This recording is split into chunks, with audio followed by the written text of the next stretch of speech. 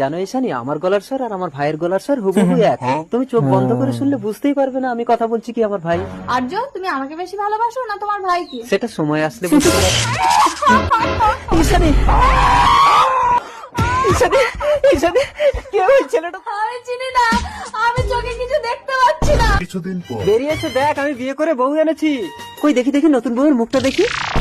দুই ভাই একই গলা। ও চোখে দেখে না, ভীষণ অসহায়, তাই আমি ওকে বিয়ে করেছি। কেন, তোর ওকে পছন্দ হয়নি? না না, আমার ভীষণ পছন্দ। তাহলে নতুন বউয়ের মুখ দেখে কিছু দিবি না? কি বলিস? তোর জন্য আমি আমার জীবন দিতে পারি। নতুন বউয়ের মুখ দেখে আমি আমার চোখ দুটো দান করে দেবো। তার মানে আমি দেখতে পাবো? আমি ডাক্তারের কাছে গিয়ে চোখ দান করার ব্যবস্থা করছি, তোমরা এসো। এবার আপনি আস্তে আস্তে করে চোখ এই অল্প ব্যস্ত আছে, কটা ভিডিও বানাতেছেন, পরে আমি কথা তো হচ্ছে। হ্যাঁ, সবকিছু দেখতে পাচ্ছি। ঈশানী, তোমাকে চোখ দান করেছে আমার দাদা। তার মানে তুমি আমাকে বিয়ে করেছো? হ্যাঁ, কেন, কি ব্যাপার? তুমি আমার দাদাকে দেখে চমকালে কেন ঈশানী?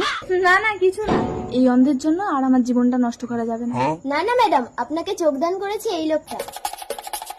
এ কি, এই লোকটাই তো আমার মুখে অ্যাসিড মেরেছিল। তোমাকে চোখ দান করার জন্য যখন আমি ডাক্তারে আসছিলাম তখন আমি ওকে রাস্তায় দেখতে পাই। আমাকে মেরো না, ওকে আমার দুটো চোখ দান করে দেবো। দাদা, আমি না বুঝে তোর প্রেমিকাকে বিয়ে করে ফেলেছি, এখনো তো ফুলসজ্জা হয়নি, তুই ঈশানীকে নিয়ে নে। তাহলে তোর কি হবে ভাই? তোমাদের ভাই ভাইয়ের মিল দেখে আমারও মিশতে ইচ্ছে করছে।